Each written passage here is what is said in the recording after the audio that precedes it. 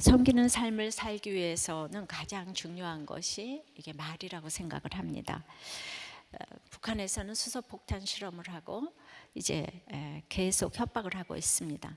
남한에서도 강력 규탄을 하겠다고 울음장을 놓고 있습니다. 그렇지만 서로 믿지 못하고 있습니다. 아무도 온전한 말을 하지 않고 있기 때문입니다. 말 한마디로 깨박을 치고 또 천냥빚을 갚기도 합니다. 한 며느리가 시어머니의 심부름으로 동네 슈퍼에 가서 이제 우유를 사왔는데 그 우유가 이제 유통기한이 지난 우유였습니다. 그러니까 정신을 어디다 두고 다니냐고, 넌 날짜를 확인도 안 하고 왔어? 당장 가서 바꿔 와. 이런 시어머니도 있겠지만은 좀 너그러운 시어머니라면 하루가 지났네, 먹어도 큰 지장은 없겠지 뭐, 또 이렇게 말할 수도 있겠죠. 그러나 시어머니가 슈퍼에서 날짜가 지난 우유를 팔았구나 이렇게 말한다면 며느리 대신 슈퍼 쪽에 책임을 돌리면서도 며느리에게 우유가 유통기한이 지났다는 걸 일깨워 줄 수 있는 아주 지혜로운 말이 될 것입니다. 그래서 말이 이렇게 여러 가지가 있습니다. 예수 믿는 사람들이라면 이 부드러운 말을 넘어서서 온전한 말을 해야 합니다. 말씀을 듣는 구조 속에서 늘 말씀을 들여다보고 있는 것이 바로 야고보서의 행함이라고 하고 있습니다. 특별히 그 2장까지 외모로 차별을 하지 말고 자기를 구원할 믿음으로 남을 살리려면 입에 재갈을 물리라고 그렇게 2장까지 말하고 있습니다. 그 온전케 된 믿음은 오늘 본문에서는 이제 온전한 말로 나타난다고 합니다. 외모로 사람을 차별하는 끝에 돈이 있죠. 내 속의 문제는 돈인데 나타나는 것은 말로 나타납니다. 그래서 온전한 말이라는 것이 어떠한 것인지를 우리가 오늘 말씀을 통해서 보기를 원합니다. 첫째, 말은 영향력이 있습니다. 3절에서 5절입니다. 우리가 말들의 입에 재갈 물리는 것은 우리에게 순종하게 하려고 그 온몸을 제어하는 것이라. 또 배를 보라, 그렇게 크고 강풍에 밀려가는 것들을 지극히 작은 키로서 사공의 뜻대로 운행하나니 이와 같이 혀도 작은 지체로 내 큰 것을 자랑하도다. 보라, 얼마나 작은 불이 얼마나 많은 나무를 태우는가. 오늘 세 가지 그림이 나오죠. 우선 말들이 나오고 배가 나오고 그 다음에 이제 작은 불, 세 가지 그림으로 우리에게 시청각 교육을 하고 있습니다. 말은 사람보다 더 크고 강하고 빠르지만은 코에 구멍을 뚫어 고삐를 깨고 입에 재갈을 물림으로써 손으로 고삐를 잡고 조절함에 따라 말은 순종할 수밖에 없습니다. 그 큰 말을 그렇게 순종시킵니다. 또 아무리 큰 배라도 그 사공의 작은 키로 사공의 뜻대로 운전을 할 수가 있습니다. 사공의 뜻은 사공의 생각이겠죠, 그죠? 또 작은 불이 많은 나무를 태우듯이 이렇게 한마디의 말이 치명적인 상처가 됩니다. 그래서 이 불조심을 하면서 말조심하지 않는 것은 참 이상한 일입니다. 그래서 이 말로 비방하는 것은 살인하는 것보다 무섭습니다. 육체적인 죽음은 한 번이지만 명예가 망가지는 것은 살인이 계속되는 것이나 마찬가지이기 때문입니다. 지나가는 말 한마디가 사람을 죽일 수 있습니다. 그래서 우리는 두렵고 떨림으로 구원을 이루어 가야 되는데 그 가운데 말이 있습니다. 그래서 말이 구원을 좀 받아야 합니다. 우리들 교회에서도 이렇게 나눔을 하면서 상처를 주고받을 수 있습니다. 한 집사님 부모님이 1인실에 신방을 하셨어요. 신방을 가신 목자님이 아니 왜 6인실이나 2인실에 입원하지 않았어요? 전도를 해야 되잖아요. 내가 보니까 1인실에 입원한 사람이 다 죽어 나오더라. 이렇게 얘기를 하시니까 이 목원분이 감당할 수 없는 상처를 받았습니다. 근데 그분은 제가 옛날에 우리 아버님이 입원하셨을 때 6인실에서 전도했다는 얘기를 들으니까 그분은 또 그분대로 순전한 마음이에요.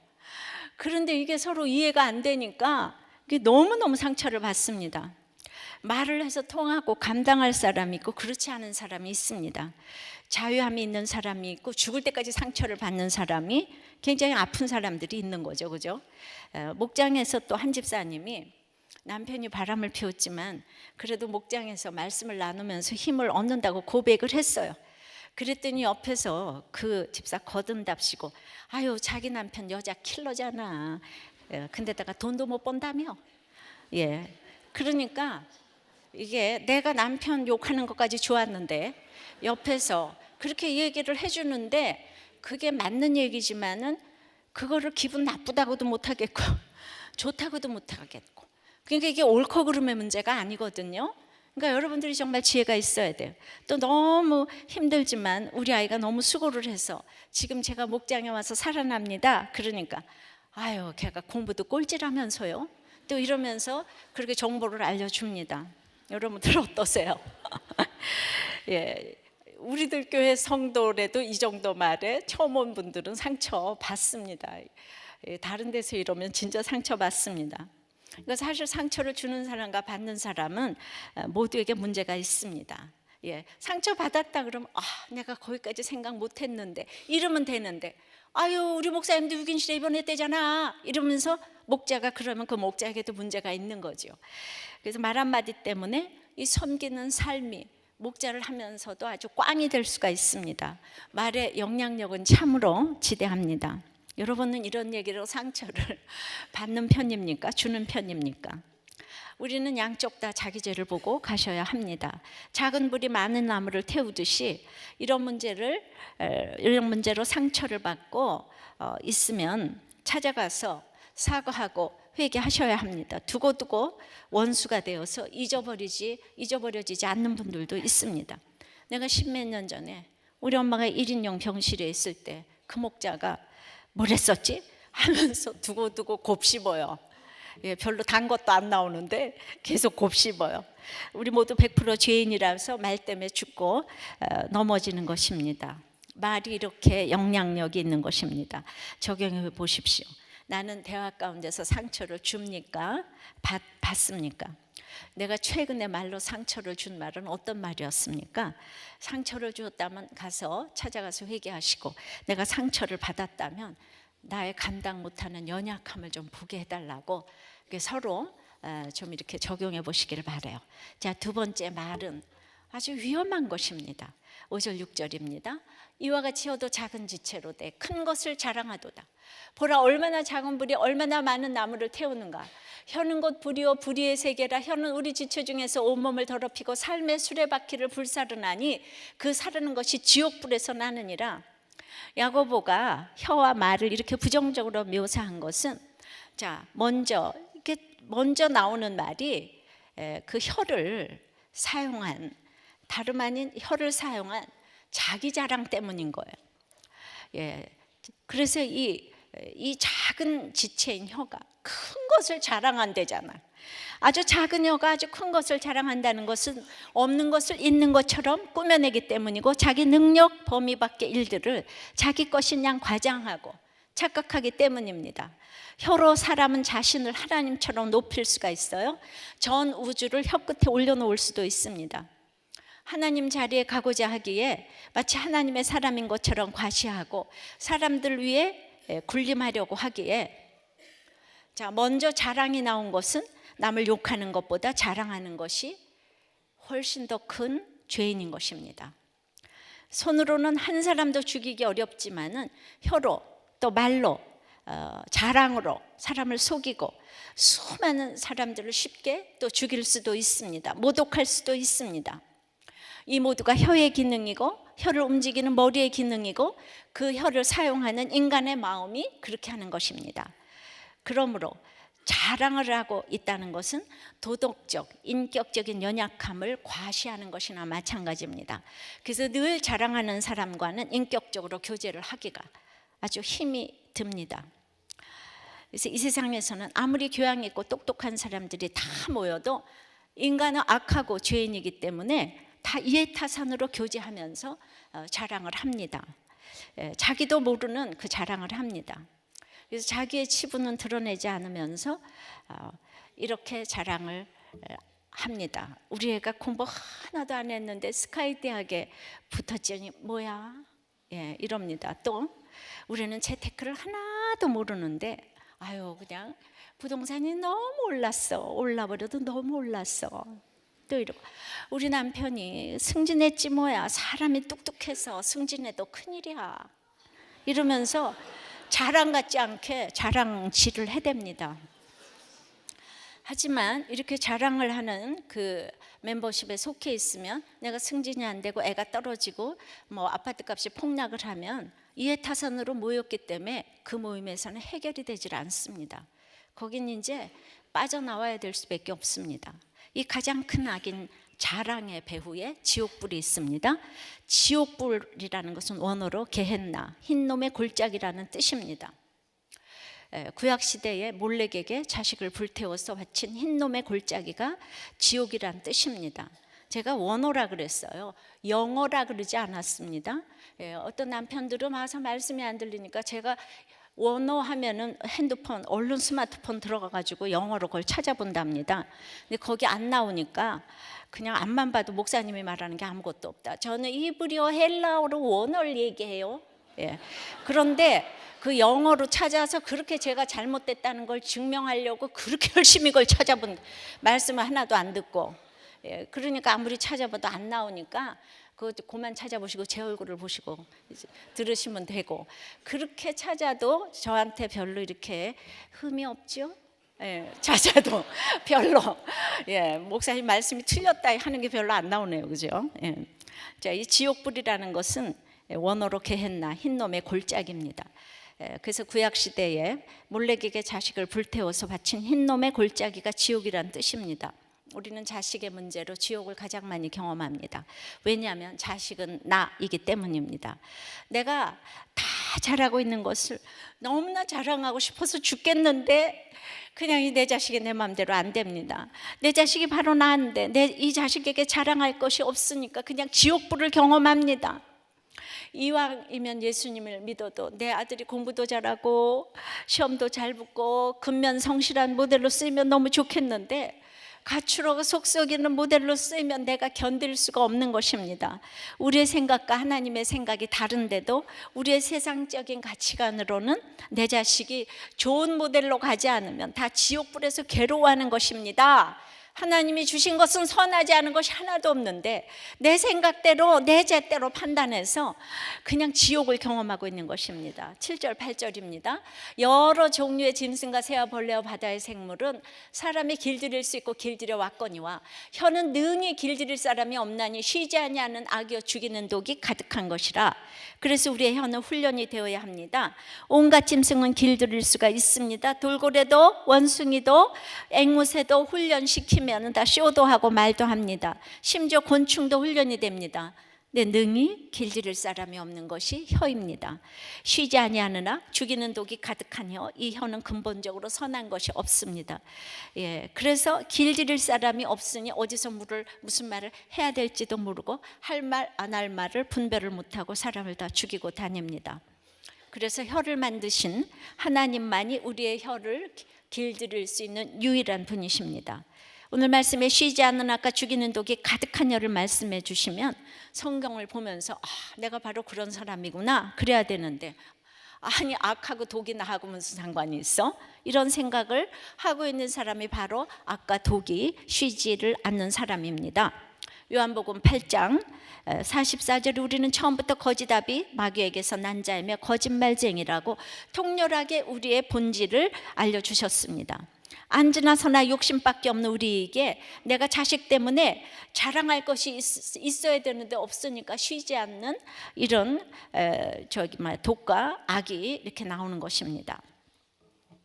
얼마 전 출애굽기 큐티를 했는데 바로를 생각해 보십시오.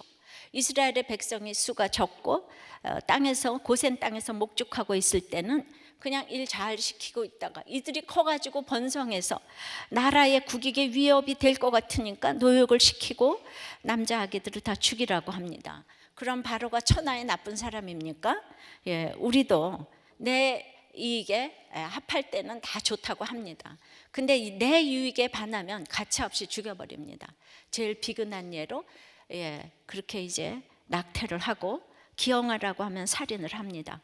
부모 형제 보기 싫은 사람을 마음으로 저주하고 미워하는 것이 살인이라고 했는데 살인을 하면서 눈 하나 깜짝하지 않는 것이 우리입니다.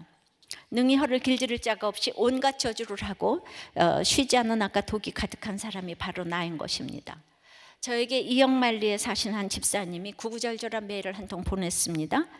다른 사람들이 이 집사님의 남편을 보면서 예수님을 보려면 저 사람을 봐라 이렇게 말씀하실 정도로 이 남편이 너무 천사표래요. 혈기도 없고 생색도 없고 그렇게 교회를 섬기시고 모든 사람에게 너무도 잘하고 칭찬받는 분이 바로 이 남편 장로님이라고 해요. 근데 고등학생 아들이 공부를 안 하고 밤새고 게임만 하고 낮에는 잠만 자는 무기력증에 빠졌어요. 그러자 이렇게 착해 보이는 남편이 그것 때문에 자기 아들을 식탁 의자 선풍기로 내리치고 발길질에 뺨을 때리고 온 집안에 난리가 났답니다. 아이가 멍하니 담았다가 결국에는 쌍시원 욕을 하면서 집안 기물을 다 때려 부시고 등교를 하지 않는 사태가 오면서 둘이서 서로 저주를 하는 이런 사태까지 왔어요.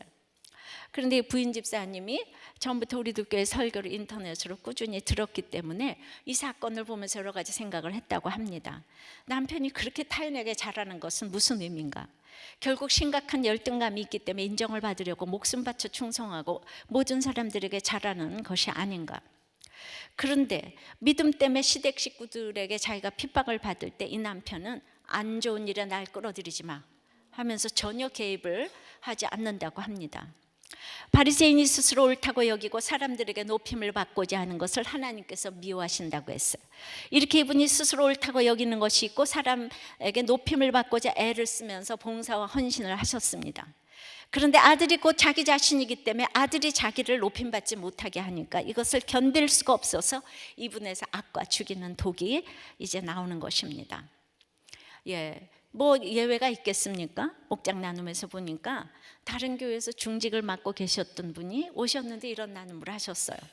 강단에서 간증하는 소리를 들을 때마다 자랑하는 것으로밖에 받아들여지지 않았고 과연 저런 것으로 죄사함을 받겠다는 것인가? 아무 은혜도 안 되었고 죄가 크면 클수록 더 자랑스러운 대접을 받는 것 같고 멋있게 보는 것 같고 아무튼 속에서 올라오는 게 있었지만 여기를 안 오면 결혼을 못 해주겠다고 하니까 그나마 이제 붙어서 있을 수 있는 것 같다고.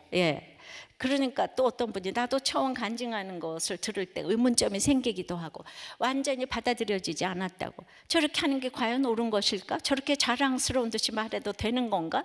썩 내키지 않는 것이 계속 있었다. 결과적으로 해피엔드로 끝나는 것이니까 하나님 앞에 죄사함을 받는 것이라고 말하고 그러면 죄가 없어지고 죄가 삭감된다는 뜻인가? 하나님만 믿고 오픈하면 다인가? 참 웃긴다는 생각이 들 때가 있었다. 우리의 간증을 이렇게 듣고 오랫동안 신앙생활을 하셨던 분이 목장에서 나눔을 한 내용이에요. 속의 생각이 말로 나오는 것입니다. 자, 항상 비판적인 말을 하는 사람은 마음에 비통함이 있기 때문이에요. 자랑을 늘어놓기 좋아하는 사람은 그 마음에 정함이 없기 때문이라고 해요.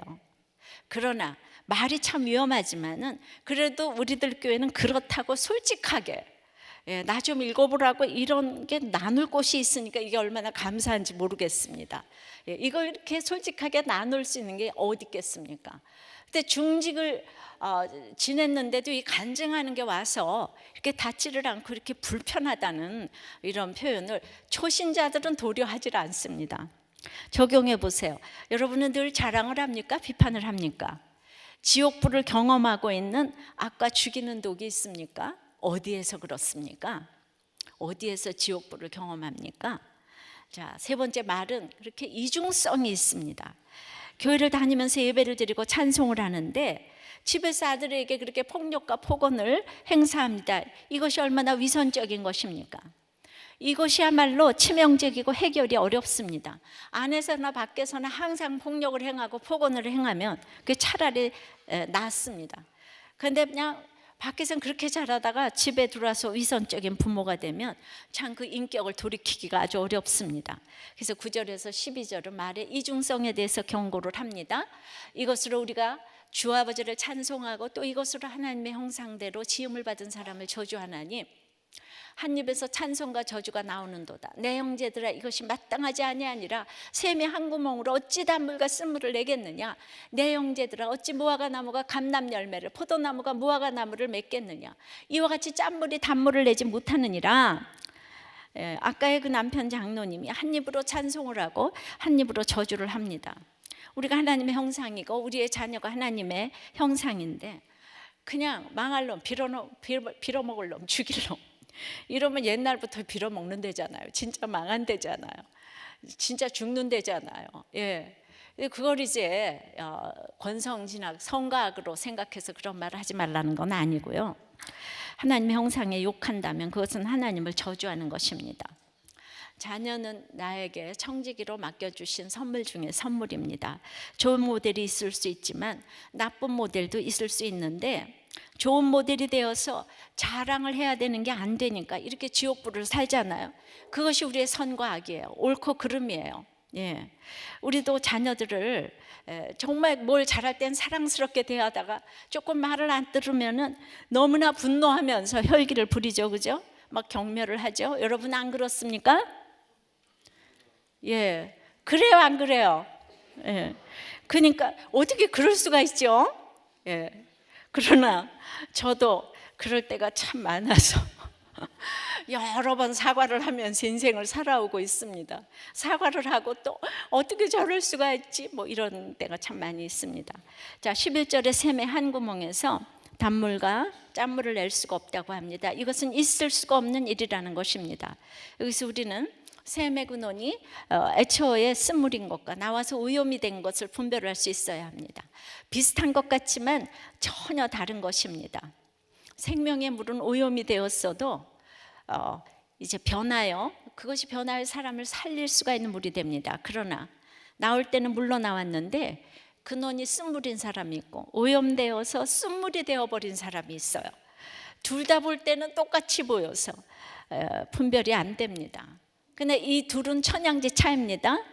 우리는 오염되고 쓴물 옆에서 정수기 역할을 해야 되는데 청소해주고 씻어주고 깨끗한 물로 회복하도록 그 계속 도와주는 일은 내 옆에 사이코패스가 있는 것처럼 지겹고 힘든 일입니다. 그러나 결국에는 샘 근원이 있는 사람이라면 시간 속에서 모두의 수고에 힘입어 깨끗게 될 날이 오게 될 걸 믿습니다. 하지만 근원 자체가 없는 사람은 가능성이 없습니다. 우리 곁에는 교회를 다녀도 이중적이고 사기꾼 같은 사람들이 많습니다. 하지만 우리 옆에 이중적인 사람들을 보면서 생각해야 될 것은 정말 이 사람은 근원이 없는, 그러니까 믿음이 시작도 안 된 사람인가, 아니면 아직 온전케 되지 못하고 씻지 않아서 오염된 물인가. 이걸 어떻게 분별하겠습니까? 어떻게 분별하겠습니까? 다른 사람들이 저 사람 씨가 있어, 아니면 저 씨가 없어. 이제 똑같이 행위가 악해요, 그죠? 근데 어떤 사람은 씨가 있고 어떤 사람은 씨가 없다고 어떻게 분별을 하겠습니까? 그것은 자기 자신의 이중성을 보면서 너무 혐오스럽지만 그래도 내가 참 더럽구나 라고 고백하는 사람은 생명샘의 근원이 있는 사람입니다. 하지만 그 죄의 고백이 없이 날마다 죽을 것 같은 사람은 생명샘의 근원이 없는 사람입니다. 가인이 예배를 그렇게 열심히 드렸어도 한 입으로는 찬송하고 한 입으로는 동생 아벨을 저주했습니다. 아벨은 하나님께 믿음으로 예배를 드렸고 그 삶이 하나님께 드려졌기 때문에 죽임을 당했지만 손해가 하나도 없는 인생이었어요. 그런데 가인은 그렇게 아벨을 죽이고도 회개가 안 되는 거예요. 그리고 다만 그 벌이 너무 억울한 거예요. 자기가 하나님 앞에서 쫓겨나면 죽을 것 같다고 했어요. 회개하지 않고 이 땅을 떠나게 되는 것만 너무 억울하고 죽을 것 같은 거예요. 근원이 없는 사람의 특징이 억울하고 죽을 것 같은 거예요. 그냥 이 현장만 당장 벗어나기만을 간절히 바라는 거예요. 베드로는 예수님을 3번씩이나 저주해서 이 사람 쓴물 같아요, 그죠? 어떻게 예수님 제자로 있다가 예수님을 3번이나 부인할 수가 있지? 근데 나중에 예수님께서 일러주신 말씀, 네가 나를 3번 부인하리라, 이걸 기억하고 통곡하고 회개해서 제자가 되었어요. 하지만 가룟 유다는 예수님을 죽이고 나서 그렇게 똑똑했던 제자 유다는 들은 말씀이 생각이 하나도 안 나는 거예요. 그러니까 예수님 죽인 게 두려운 거예요. 그래서 자살을 택했습니다. 정말 자기가 죄인이라는 걸 모르는 사람은 맨날 억울하다가 일 생기면 자살하는 거예요. 두려워요. 분하다가 억울하고 두렵고 이게 계속되는 거예요. 유다가 훨씬 똑똑하지 않아요? 사건이 이게 주님을 못 만나니까 맨날 옳고 그름밖에 몰라요. 그래서 난 또 예수님을 죽였으니까 난 틀린 사람이야. 죽어야 돼. 옳고 그름밖에 몰라요. 하나님의 성령의 잉태하심을 경험하지 못하니까 자기 잣대로, 유다가 똑똑하니까 돈깨를 맞지 않았겠어요? 제일 똑똑한 제자 아니었겠어요? 서울 상대 경제학과 나왔다 이거죠. 근데 이 말씀이 안 들리는 거예요. 그 예수님 팔아먹고 그리고 회개가 안 되고, 이걸 누가 말하겠습니까? 회개하고 돌아오느냐, 아니면 자기 자신도 용서가 안 돼서 자살하느냐가 택한 사람과 그렇지 않은 사람의 갈림이라고 생각합니다. 오늘 서울대학교 상대 경제학과 나온 사람이 여기서 지금 이를 갈고 있습니까? 내가 처음 봤는데 저 목사님이 왜 저러는가? 내 얘기를 아나? 전혀 몰라요. 그냥 최고인 것에 그냥 모델이라고 생각했으니까 영광스럽게 생각해 주시기 바래요. 또 이 얘기도 못 알아들으시겠네. 주여, 옆에서 해석해 주시기 바래요. 목장과 와이프가. 적용해 보세요. 여러분은 자신에게 말의 이중성이 있다고 생각합니까? 내가 오늘 가인처럼 회개하지 못하고 이 억울하기만 하고 사건 때문에 죽을 것 같습니까? 생명샘의 근원이 없는 사람인지, 아니면 근원은 있으되 오염된 물인지, 아니면 온전케 되어가는 사람인지 한번 생각해 보시기 바랍니다. 이렇게 말의 영향력이 크고 위험하고 쉬지 않는 악과 독이 있고, 이렇게 말의 이중성이 있다면 말은 너무 위험한 거 아니에요? 그럼 네 번째는, 그러면 온전한 말은 어떻게 할 수 있을까요? 우리 온전한 말 해야 되는데 1절 2절로 돌아갑니다. 내 형제들아, 너희는 선생된 우리가 더 큰 심판을 받을 줄 알고 선생이 많이 되지 말라. 우리가 다 실수가 많으니 만일 말에 실수가 없는 자라면 곧 온전한 사람이라 능히 온몸도 굴레 씌우리라. 온전한 말을 하기 위해 지난주에도 나왔듯이 우리에게 형제가 있어야 합니다. 이 땅의 모든 사람들에게는 쉬지 않는 악과 독이 있어요. 근데 다만 속을 썩일 자녀 같은 사건이 아직 나타나지 않았을 뿐이에요. 본격적인 자녀의 사건이 오면 죽이는 지옥불이 다 나타납니다. 하지만 우리에게 지체가 있으면 이걸 미리 배울 수가 있습니다. 할 말 안 할 말을 가릴 수 있게 됩니다. 말로 상처를 주고받는 것이 어떤 것인지 공동체에서 상처를 받으면서 저런 말에 상처를 받게 되는구나 경험하면서 깨달아 갈 수 있습니다. 온전한 말을 하기 위해 우리는 선생된 자가 더 큰 심판을 받을 것을 알아야 합니다. 우리는 제사장 나라입니다. 전 세계에 복음을 전할 대단한 신분인 우리는 이미 함부로 살아서는 안 되는 인생이 된 것입니다. 그래서 내가 더 큰 심판 받을 것을 알아야 하는 것입니다. 특권이 큰 만큼 심판도 큽니다. 오늘 야고보 사도가 자신을 포함해서 많이 선생이 되지 말라고 합니다. 그것은 가르치지 말라는 것이 아닙니다. 나는 무엇을 하고 있으며 나는 누구를 대표하며 내가 말할 때 어떤 피해를 줄 수 있는지 이것을 생각하라는 것입니다. 위에서 내려다보면서 굉장히 도와주는 것처럼 해서는 안 됩니다. 낮은 입장에 서야 합니다. understand 하는 것입니다. 야고보는 혀가 아니라 혀로 만들어내는 말, 이 말을 생산해내는 인간의 마음이 조절이 불가능하다는 것을 말하고 있어요. 그런 말로 아무 것이나 떠벌리고 싶어하는 인간의 욕구를 통제할 수 있다면 그 사람이 선생의 자격이 있는 거예요. 그렇다면 교회에서 가르치는 사람이 갖춰야 될 첫 번째 자격 요건은 말에 실수가 없어야 하는데, 특히 혀를 자신을 자랑하는데 사용하지 않아야 되는 것입니다. 어떤 목자님의 나눔이에요.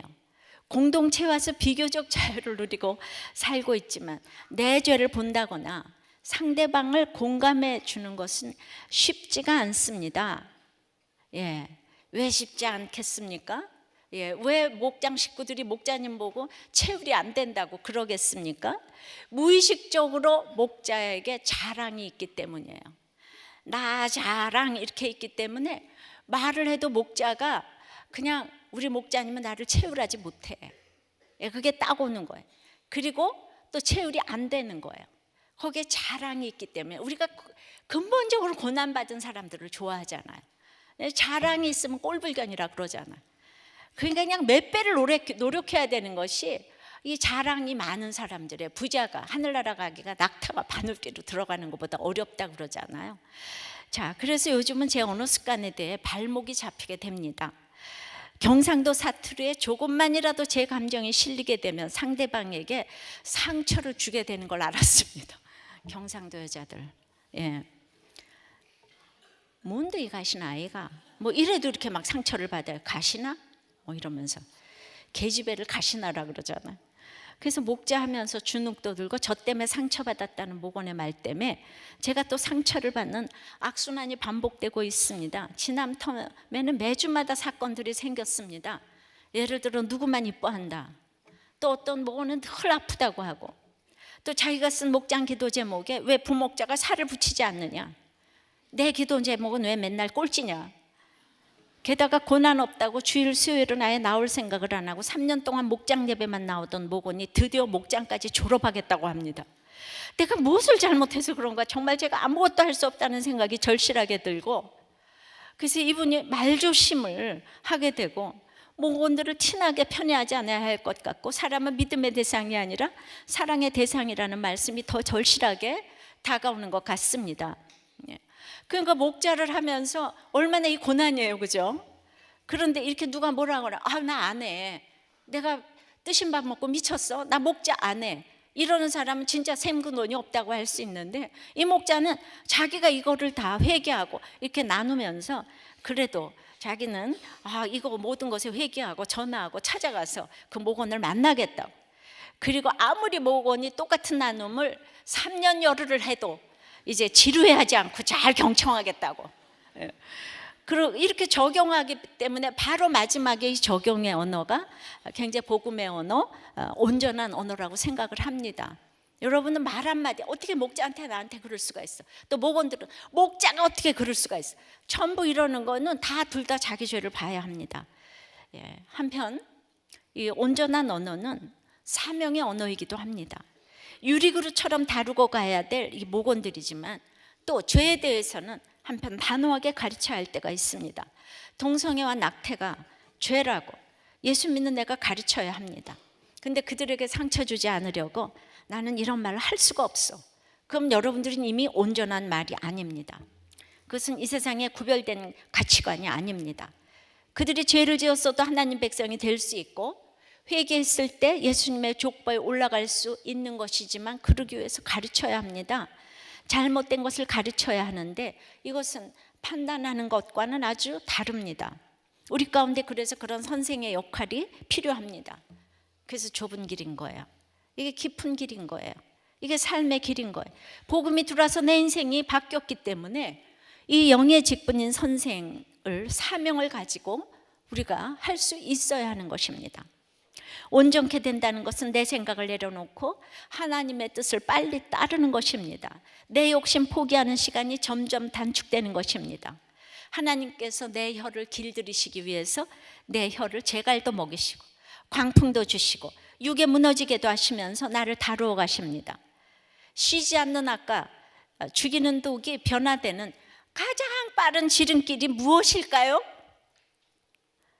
내 속에 쉬지 않는 아까 죽이는 독이 있다고 쉬지 않고 외칠 때 그게 가장 변화되는 지름길이에요.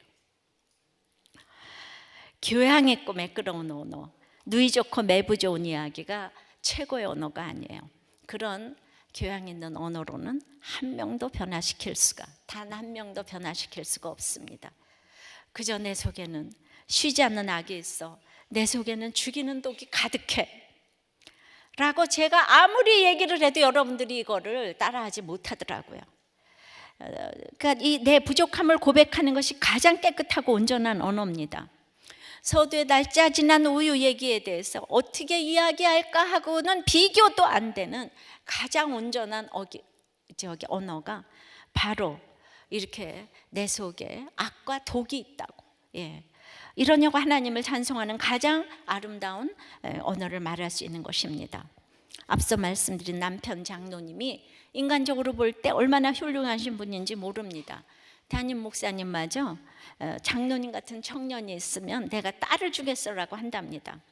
근데 그분이 결정적으로 구원의 확신이 없다면 여러분 믿어지시겠습니까? 천국 지옥이 믿어지지 않고 모든 예배를 다 드리면서도 기도할 것이 없고 하나님의 존재가 믿어지지 않는답니다. 예. 교회에서는 그렇게 얘기하지 않죠. 근데 막 부인하고 당신이 어떻게 애들한테 그럴 수가 있냐 이렇게 얘기를 하면 그래 난 아무것도 안 믿어진다 어쩔래 일어난 거죠. 이분에게 구원의 언어, 구원의 확신이 없는데 구원의 언어인 온전한 말이 나올 수가 있겠습니까? 교회를 나오니 그것만도 너무 감사하지만 최고의 직분에서 시간이 많이 흘렀는데도 자기의 죄를 모르니까 얼마나 안타까운 일입니까? 하나님께서 이 가정을 사랑하셔서 너무나도 지극히 사랑하셔서 그 헌신을 보시고 자식이라는 광풍을 허락하신 것입니다. 그러니까 이게 너무나 축복인 거예요. 자식 문제 때문에 드러나지 않고 감추어져 있던 남편의 이 쉬지 않는 악과 독이 나오는 것입니다. 겉모습이 아무리 천사 같고 심지어 예수님 같다고 해도 예수님 없이는 온전한 언어를 쓸 수가 없습니다. 내가 죄인인 것을 모르는데 어떻게 주님을 찬송하는 온전한 언어가 또 나오겠습니까? 말 한마디가 인생을 바꿉니다. 그 말이 길지 않아도 좋습니다. 어떤 버스 기사가 심장마비로 죽으면서 딱 3가지 일을 잘하고 갔습니다. 차를 딱 인도에 세우고 차 문을 열어서 승객들을 내리게 하고 그리고 시동을 딱 껐습니다. 그리고는 죽었습니다. 사망의 순간에 이 3가지 일을 해서 모두를 살리고 자기만 죽었습니다. 아무 말 없이 이 일만 하고 갔어도 어떤 말보다 온전한 말을 하고 살리는 정말 말을 무언으로 하고 이렇게 구원을 시키고 갔다고 생각이 됩니다. 우리의 속에 있는 것들이 이렇게 말로 나옵니다. 그래서 내 한마디가 나의 인생을 바꿀 수 있는 것입니다. 십자가 우편에 강도가 죽기 직전에 한 말, 당신의 나라에 임할 때 나를 기억하소서. 한마디로 이 한마디로 낙원으로 갔습니다. 저의 남편의 마지막 한마디가 저의 운명을 바꿔놓았습니다.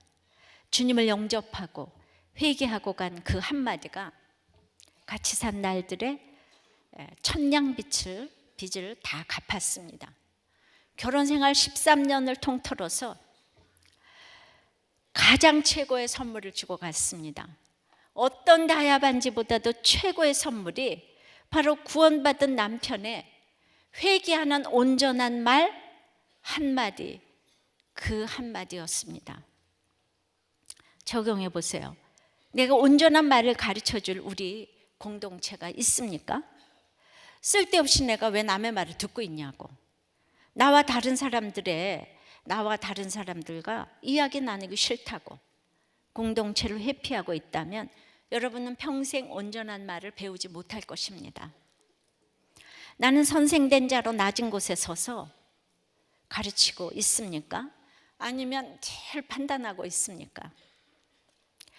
말에 실수가 있음을 인정하고 나의 부족을 보면서 주님께 지혜를 구하고 있습니까? 인간의 힘으로는 내가 예수 믿겠다고 말할 수 없습니다. 이것은 하나님께만 근원이 있는 말입니다. 구원을 얻는 최고의 말입니다. 나를 회개케 한 말이 바로 온전한 말씀이고 이제 나가서 다른 사람을 구원코자 하는 말이 최고의 말입니다.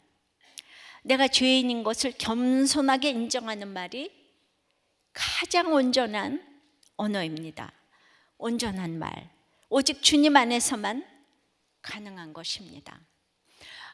아무리 말의 스킬과 이거를 아무리 배워도 진실한 언어, 구원의 언어, 생명의 언어를 따라갈 자가 없습니다.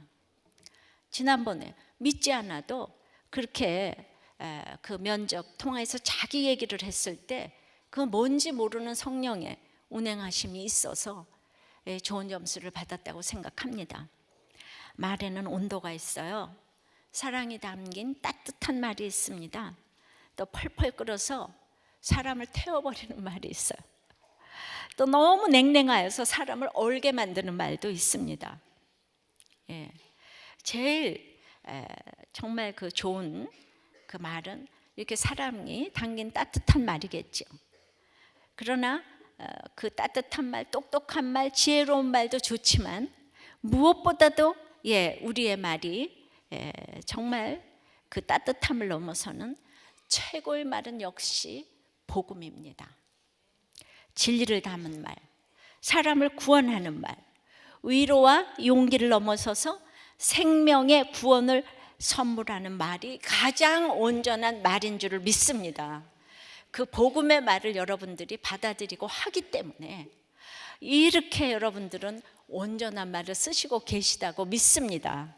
온전 말을 하니까 상처를 정말 덜 받고 덜 주기 때문에 이렇게 걸어간다고 생각을 합니다.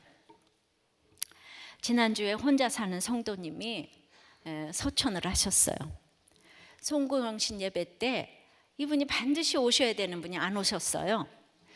그리고 연락해도 전화를 안 받는 거예요. 그래서 이제 세콤에 연락을 해가지고 이제 이렇게 문을 따고 들어가 봤더니 소파에서 조용히 잠자는 듯이 가셨다는 거예요. 이분은 10개월 전에 이렇게 등록을 하시고 오신 잘 나가는 교수님인데, 이분이 목장 처소도 제공하고 큐티하면서 굉장히 그동안 하나님을 의지하는 시간을 보냈습니다. 이제 1:1 양육을 11월 둘째 주에 마쳤다고 합니다.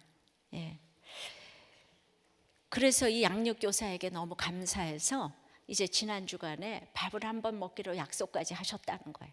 그 약속한 게 마지막이 됐다고 합니다. 그러면서 1:1을 하는데 돌이켜 보니까 1:1 하시면서 이미 알고 계신 듯이 7주 차부터는 내가 천국에 꼭 가고 싶다고, 그리고 천국에 꼭 갈 거라고 이렇게 매주 고백을 하셨다는 거예요. 그러면서 목장이 참 가족이라고 그렇게 기뻐하셨다는 거예요. 1:1 양육을 받으니까 제 책을 다 읽었잖아요. 제 책을 읽고 난 후에 누가 이 여인을 사랑하지 않을 수 있냐며 들뜬 목소리로 막 고백을 하셨대요. 참고로 이분 여인이세요. 그러니까 진짜 은혜를 받으신 거예요. 여러분들이 책을 다 읽어도 이렇게 감격하시는 분들이 또 많지도 않아요, 그죠? 또 읽지도 않아요, 그죠? 아니, 읽긴 읽겠죠, 그죠?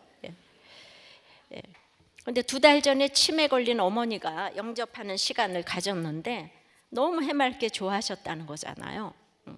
그래서 내가 한 일 중에 평생에 제일 잘한 것이 어머니를 영접기도 시킨 것이라고. 그래서 평생 이렇게 비판하면서 전도를 한 명도 못하는, 우리 평생 모태신앙도 많은데 10개월 동안 4분이나 전도를 하시고, 송구영신 예배 때도 그 아래층 분을 전도해서 오자고 약속까지 했는데 그것이 마지막이 되었다고 합니다. 그분은 결혼을 하지 않으셔서 내가 죽으면 아무도 슬퍼해 줄 사람이 없는데 라고 했는데, 정말 그 참 가족이라고 생각했던 목장 식구들이 정말 대거 말할 수 없이 많이 그 장례식에 참석을 해주셨다는 거예요. 그리고 또 많은 분들이 참석하셔서 그분은 사명이 있는 분인데 왜 이렇게 빨리 데려가시냐면서 그렇게 다들 애통해 하셨다는 거죠. 정말 슬퍼해 줄 수 있는 분들이 가족보다 훨씬 이렇게 많이 모이셨다고 합니다. 송구영신 예배 때 오기로 약속하셨던 그 아래층에 사는 분도 그렇게 오셔서 애석해 하셨다는 거예요. 인간적으로 보면 너무나 외로워 보이지만은 이분이 예수를 온전히 믿게 되니까 그 믿은 후에 날마다 큐티를 하고, 그리고는 영혼의 닻을 내리고 구원의 소망을 가지고 사셨기 때문에 그 짧은 시간에 영적 우사도 붙여주시고 이 공동체 식구들을 붙여주셨다고 생각합니다. 그리고 그렇게 기뻐하셨다는 거죠. 주님이 정말 혼자 살았던 그분을 영원한 본향으로 이렇게 안고 가셨다고 생각을 해요. 그래서 근데 이분이 꼭 알고 쓴 것처럼 그 마지막 큐티책에 쓴 말이 이 말이라는 거죠. 예수님 사랑합니다. 감사합니다. 우리가 이렇게 시간을 알고 쓸래도 못 쓰는 거죠. 평소에 잘 살고 있는 것 같아도 이제 갈 때쯤 아무도 큐티를 안 하고 그렇게 갈 수도 있는데 마지막까지 이렇게 큐티를 하고, 그 정말 이분이야말로 이 땅에서 쓸 수 있는 가장 최고의 온전한 말을 쓰고 가셨다고 생각합니다. 십자가는 지혜고 지혜는 타이밍인데 혼자서 살다가 갔지만 이렇게 아름답게 고통도 없이 잠자는 것처럼, 그리고 모두의 애도를 받으면서 완전히 구원받고 마지막까지 전도했던 사람까지 애통해 하면서 최고의 죽음을 맛보았다고 생각을 합니다. 바로 이것이 가장 온전한 말이 아닌가. 이 새해 벽두에 우리의 가장 온전한 말은 정말 삶의 작은 일에도 그분을 닮기 원하고 노래하듯이 얘기하듯이 온전한 언어를 쓰면서 다른 사람들을 주께 인도하는 언어가 최고의 언어, 온전한 언어가 아닌가 싶습니다. 말씀을 맺겠습니다. 온전한 말을 하기 위해 우리는 말의 영향력이 얼마나 큰지 알아야 합니다. 작은 혀의 큰 영향력을 알고 지나가는 말로 상처 주고받지 말아야 합니다. 말은 아주 위험한 것이라고 합니다. 쉬지 않는 악과 죽이는 독이 있는 것이 말임을 알아야 합니다. 말에는 또한 이중성이 있다고 해요. 또 온전한 말을 쓰기 위해서 우리의 삶이 어떤지, 이 삶에서 정말 노래하듯이 얘기하듯이 이 온전한 언어를 쓰게 해달라고 찬양하고 기도하겠습니다. 찬양이 좀 어렵지만은 정말 가사를 생각하시면서 은혜 받으시기를 바랍니다.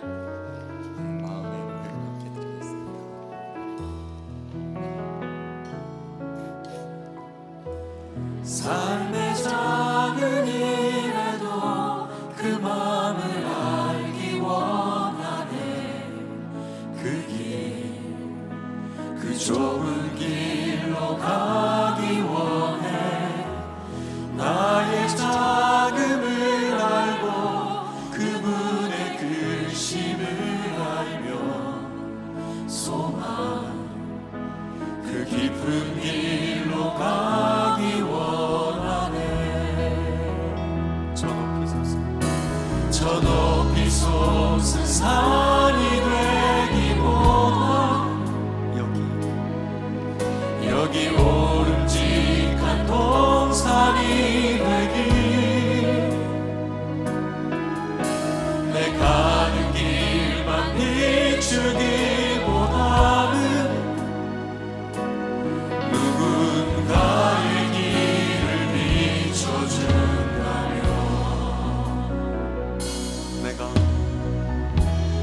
내가 노래하듯이 또 내가 얘기하듯이 살기, 난 그렇게 죽기 원하네. 삶의 한 절이라도 그분을 닮기 원하네. 사랑, 그 높은 길로 가기 원하네. 저 높이 솟은 산이 되기보다 여기 오름직한 동산이 되길. 내 가는 길만 비추기보다는 누군가의 길을 비춰준다면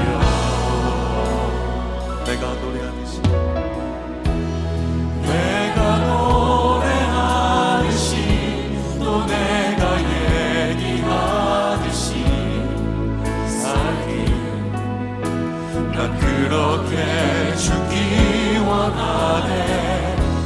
삶의 한 절이라도 그분을 닮기 원하네. 사랑, 그 높은 길로 가기 원하네. 그 좁은 길로 가기 원하네. 그 깊은 길로 가기 원하네.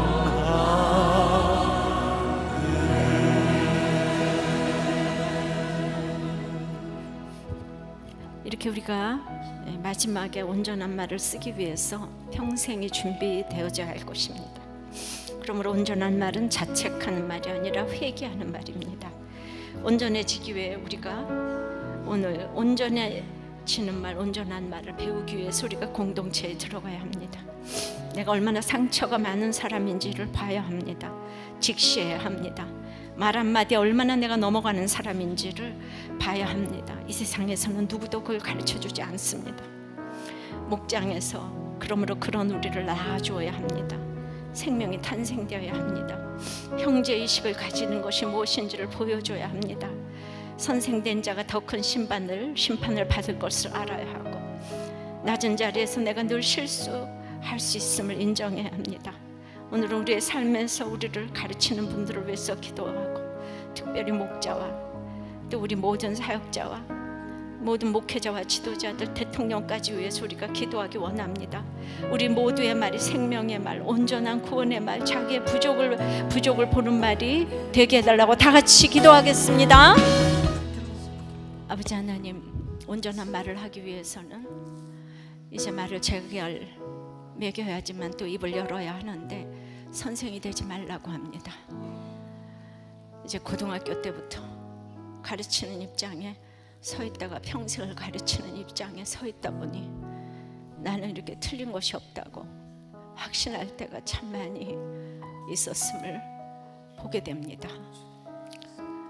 그래도 저는 입을 열어야 하는데, 선생된 자는 제일 조심해야 될 것이 자랑이라고 합니다. 주님, 제가 어찌 자랑이 없겠습니까? 육적으로, 정신적으로, 영적으로 시기마다 제가 자랑이 있습니다.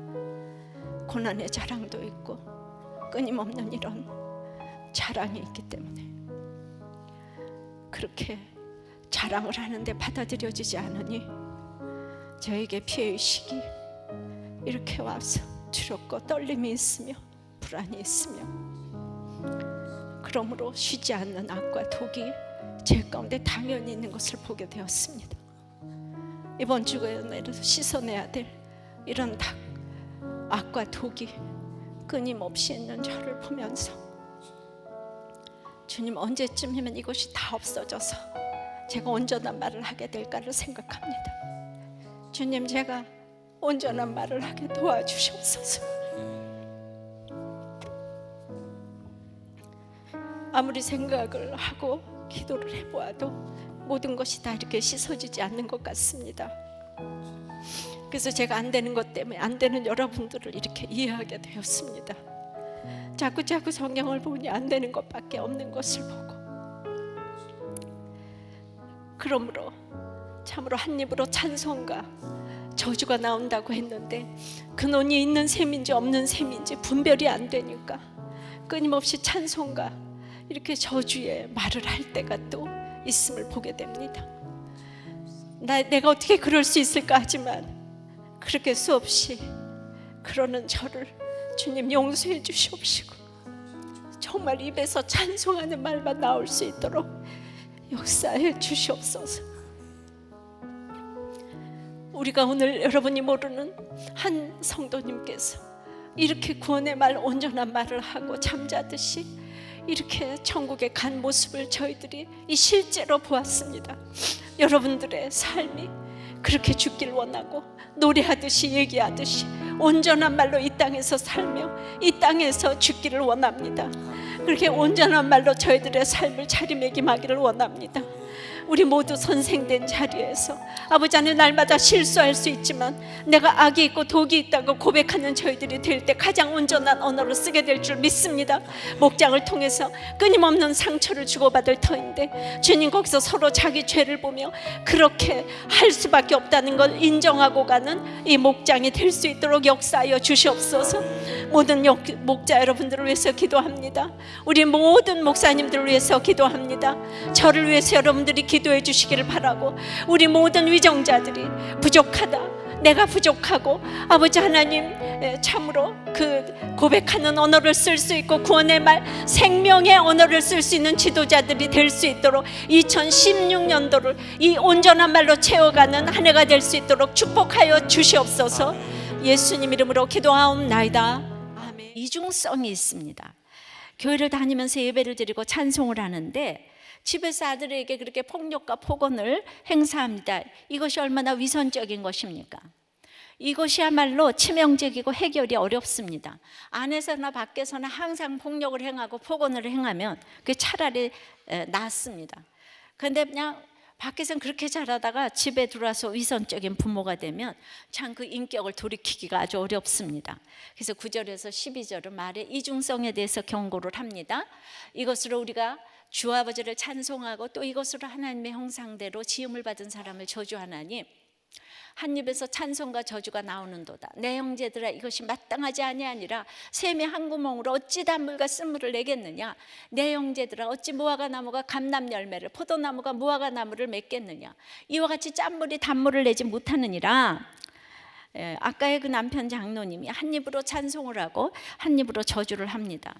우리가 하나님의 형상이고 우리의 자녀가 하나님의 형상인데 그냥 망할 놈, 빌어먹을 놈, 죽일 놈 이러면 옛날부터 빌어먹는 데잖아요. 진짜 망한 데잖아요. 진짜 죽는 데잖아요. 예. 그걸 이제 권성진학, 성가학으로 생각해서 그런 말을 하지 말라는 건 아니고요. 하나님의 형상에 욕한다면 그것은 하나님을 저주하는 것입니다. 자녀는 나에게 청지기로 맡겨주신 선물 중에 선물입니다. 좋은 모델이 있을 수 있지만 나쁜 모델도 있을 수 있는데 좋은 모델이 되어서 자랑을 해야 되는 게 안 되니까 이렇게 지옥불을 살잖아요. 그것이 우리의 선과 악이에요. 옳고 그름이에요. 예. 우리도 자녀들을 정말 뭘 잘할 땐 사랑스럽게 대하다가 조금 말을 안 들으면은 너무나 분노하면서 혈기를 부리죠, 그죠? 막 경멸을 하죠. 여러분 안 그렇습니까? 예, 그래요, 안 그래요? 예. 그러니까 어떻게 그럴 수가 있죠? 예. 그러나 저도 그럴 때가 참 많아서 여러 번 사과를 하면서 인생을 살아오고 있습니다. 사과를 하고 또 어떻게 저럴 수가 있지? 뭐 이런 때가 참 많이 있습니다. 자, 11절에 샘의 한 구멍에서 단물과 짠물을 낼 수가 없다고 합니다. 이것은 있을 수가 없는 일이라는 것입니다. 여기서 우리는 샘의 근원이 애초에 쓴물인 것과 나와서 오염이 된 것을 분별할 수 있어야 합니다. 비슷한 것 같지만 전혀 다른 것입니다. 생명의 물은 오염이 되었어도 이제 변하여 그것이 변하여 사람을 살릴 수가 있는 물이 됩니다. 그러나 나올 때는 물로 나왔는데 근원이 쓴물인 사람이 있고 오염되어서 쓴물이 되어버린 사람이 있어요. 둘 다 볼 때는 똑같이 보여서 분별이 안 됩니다. 근데 이 둘은 천양지 차이입니다. 우리는 오염되고 쓴물 옆에서 정수기 역할을 해야 되는데 청소해주고 씻어주고 깨끗한 물로 회복하도록 그 계속 도와주는 일은 내 옆에 사이코패스가 있는 것처럼 지겹고 힘든 일입니다. 그러나 결국에는 샘 근원이 있는 사람이라면 시간 속에서 모두의 수고에 힘입어 깨끗게 될 날이 오게 될 걸 믿습니다. 하지만 근원 자체가 없는 사람은 가능성이 없습니다. 우리 곁에는 교회를 다녀도 이중적이고 사기꾼 같은 사람들이 많습니다. 하지만 우리 옆에 이중적인 사람들을 보면서 생각해야 될 것은 정말 이 사람은 근원이 없는, 그러니까 믿음이 시작도 안 된 사람인가, 아니면 아직 온전케 되지 못하고 씻지 않아서 오염된 물인가. 이걸 어떻게 분별하겠습니까? 어떻게 분별하겠습니까? 다른 사람들이 저 사람 씨가 있어, 아니면 저 씨가 없어. 이제 똑같이 행위가 악해요, 그죠? 근데 어떤 사람은 씨가 있고 어떤 사람은 씨가 없다고 어떻게 분별을 하겠습니까? 그것은 자기 자신의 이중성을 보면서 너무 혐오스럽지만 그래도 내가 참 더럽구나 라고 고백하는 사람은 생명샘의 근원이 있는 사람입니다. 하지만 그 죄의 고백이 없이 날마다 죽을 것 같은 사람은 생명샘의 근원이 없는 사람입니다. 가인이 예배를 그렇게 열심히 드렸어도 한 입으로는 찬송하고 한 입으로는 동생 아벨을 저주했습니다. 아벨은 하나님께 믿음으로 예배를 드렸고 그 삶이 하나님께 드려졌기 때문에 죽임을 당했지만 손해가 하나도 없는 인생이었어요. 그런데 가인은 그렇게 아벨을 죽이고도 회개가 안 되는 거예요. 그리고 다만 그 벌이 너무 억울한 거예요. 자기가 하나님 앞에서 쫓겨나면 죽을 것 같다고 했어요. 회개하지 않고 이 땅을 떠나게 되는 것만 너무 억울하고 죽을 것 같은 거예요. 근원이 없는 사람의 특징이 억울하고 죽을 것 같은 거예요. 그냥 이 현장만 당장 벗어나기만을 간절히 바라는 거예요. 베드로는 예수님을 3번씩이나 저주해서, 이 사람 쓴물 같아요, 그죠? 어떻게 예수님 제자로 있다가 예수님을 3번이나 부인할 수가 있지? 근데 나중에 예수님께서 일러주신 말씀, 네가 나를 3번 부인하리라, 이걸 기억하고 통곡하고 회개해서 제자가 되었어요.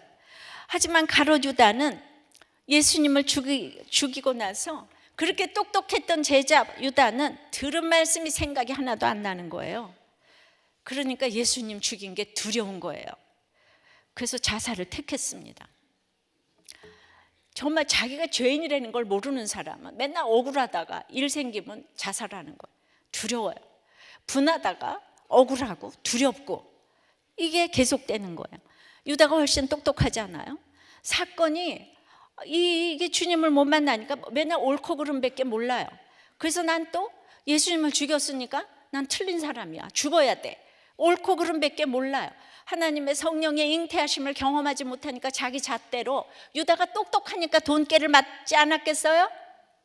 제일 똑똑한 제자 아니었겠어요?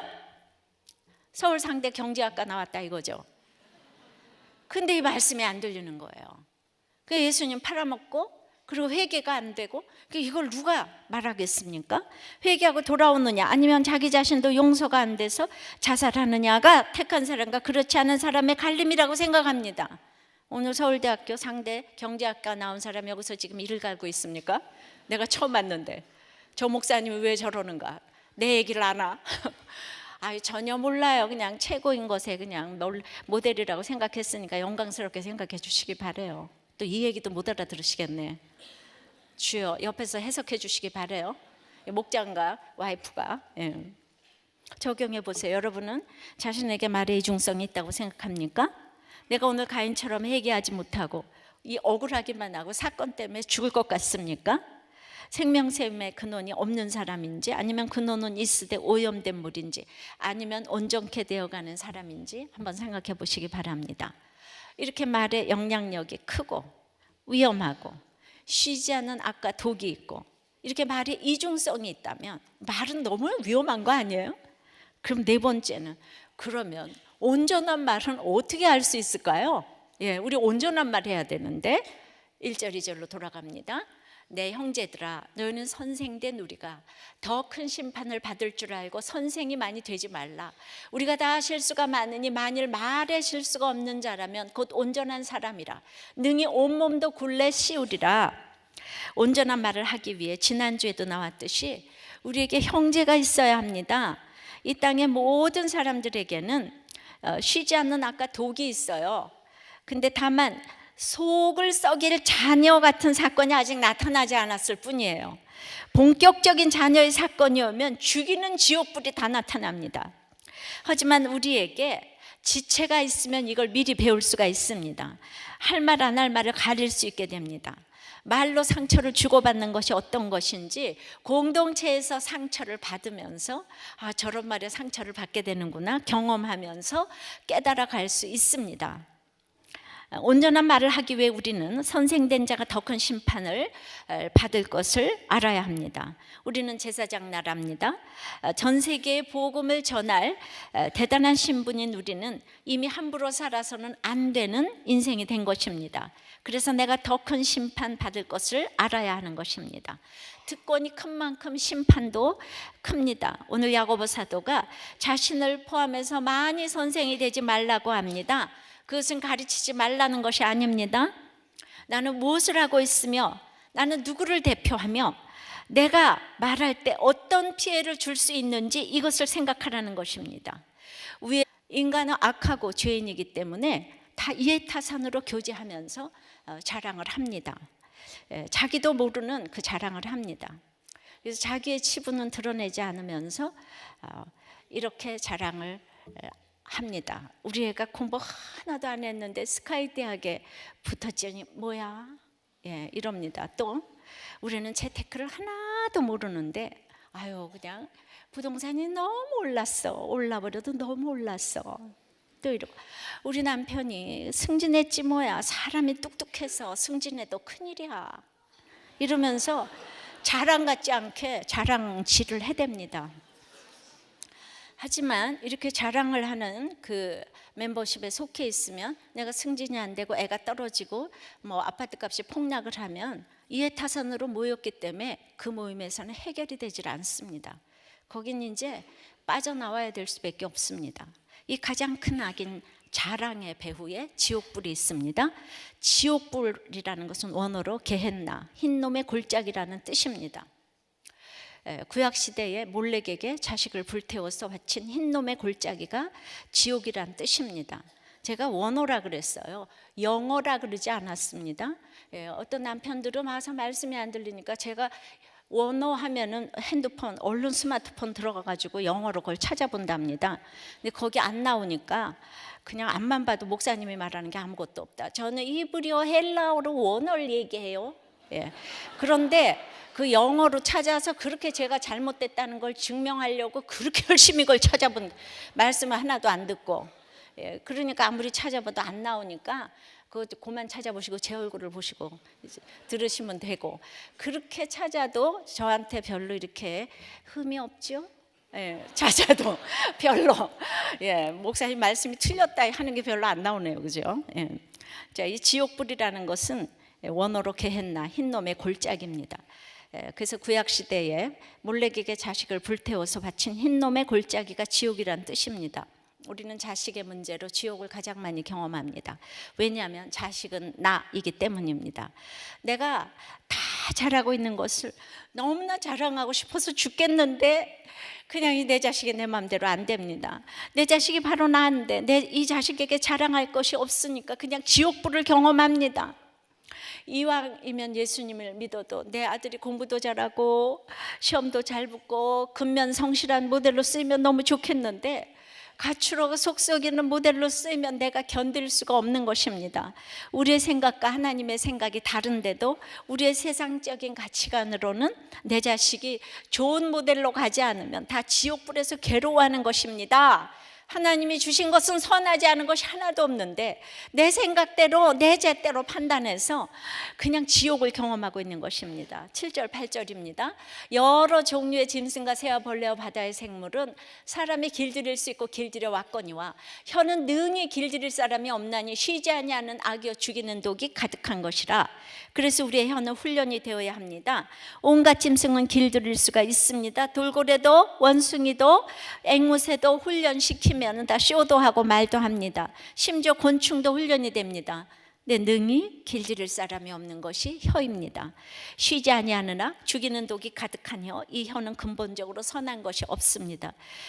그래서 길들일 사람이 없으니 어디서 무슨 말을 해야 될지도 모르고 할 말 안 할 말을 분별을 못하고 사람을 다 죽이고 다닙니다.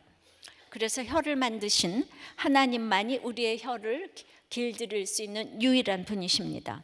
오늘 말씀에 쉬지 않는 악과 죽이는 독이 가득한 혀를 말씀해 주시면 성경을 보면서 내가 바로 그런 사람이구나 그래야 되는데, 아니 악하고 독이 나하고 무슨 상관이 있어? 이런 생각을 하고 있는 사람이 바로 악과 독이 쉬지를 않는 사람입니다. 요한복음 8장 44절에 우리는 처음부터 거짓아비 마귀에게서 난 자이며 거짓말쟁이라고 통렬하게 우리의 본질을 알려주셨습니다. 앉으나 서나 욕심밖에 없는 우리에게 내가 자식 때문에 자랑할 것이 있어야 되는데 없으니까 쉬지 않는 이런 독과 악이 이렇게 나오는 것입니다. 얼마 전 출애굽기 큐티를 했는데 바로를 생각해 보십시오. 이스라엘의 백성이 수가 적고 땅에서 고센 땅에서 목축하고 있을 때는 그냥 일 잘 시키고 있다가 이들이 커가지고 번성해서 나라의 국익에 위협이 될 것 같으니까 노역을 시키고 남자 아기들을 다 죽이라고 합니다. 그럼 바로가 천하의 나쁜 사람입니까? 우리도 내 이익에 합할 때는 다 좋다고 합니다. 근데 내 유익에 반하면 가차없이 죽여버립니다. 제일 비근한 예로 그렇게 이제 낙태를 하고 기형하라고 하면 살인을 합니다. 부모 형제 보기 싫은 사람을 마음으로 저주하고 미워하는 것이 살인이라고 했는데 살인을 하면서 눈 하나 깜짝하지 않는 것이 우리입니다. 능히 혀를 길들일 자가 없이 온갖 저주를 하고 쉬지 않는 아까 독이 가득한 사람이 바로 나인 것입니다. 저에게 이영만리에 사신 한 집사님이 구구절절한 메일을 한 통 보냈습니다. 다른 사람들이 이 집사님의 남편을 보면서 예수님을 보려면 저 사람을 봐라 이렇게 말씀하실 정도로 이 남편이 너무 천사표래요. 혈기도 없고 생색도 없고 그렇게 교회를 섬기시고 모든 사람에게 너무도 잘하고 칭찬받는 분이 바로 이 남편 장로님이라고 해요. 근데 고등학생 아들이 공부를 안 하고 밤새고 게임만 하고 낮에는 잠만 자는 무기력증에 빠졌어요. 그러자 이렇게 착해 보이는 남편이 그것 때문에 자기 아들을 식탁 의자 선풍기로 내리치고 발길질에 뺨을 때리고 온 집안에 난리가 났답니다. 아이가 멍하니 담았다가 결국에는 쌍시원 욕을 하면서 집안 기물을 다 때려 부시고 등교를 하지 않는 사태가 오면서 둘이서 서로 저주를 하는 이런 사태까지 왔어요. 그런데 부인 집사님이 전부터 우리들 교회 설교를 인터넷으로 꾸준히 들었기 때문에 이 사건을 보면서 여러 가지 생각을 했다고 합니다. 남편이 그렇게 타인에게 잘하는 것은 무슨 의미인가? 결국 심각한 열등감이 있기 때문에 인정을 받으려고 목숨 바쳐 충성하고 모든 사람들에게 잘하는 것이 아닌가? 그런데 믿음 때문에 시댁 식구들에게 자기가 핍박을 받을 때 이 남편은 안 좋은 일에 날 끌어들이지 마 하면서 전혀 개입을 하지 않는다고 합니다.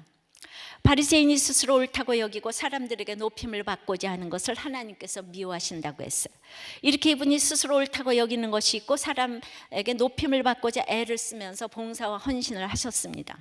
그런데 아들이 곧 자기 자신이기 때문에 아들이 자기를 높임받지 못하게 하니까 이것을 견딜 수가 없어서 이분에서 악과 죽이는 독이 이제 나오는 것입니다. 뭐 예외가 있겠습니까? 목장 나눔에서 보니까 다른 교회에서 중직을 맡고 계셨던 분이 오셨는데 이런 나눔을 하셨어요.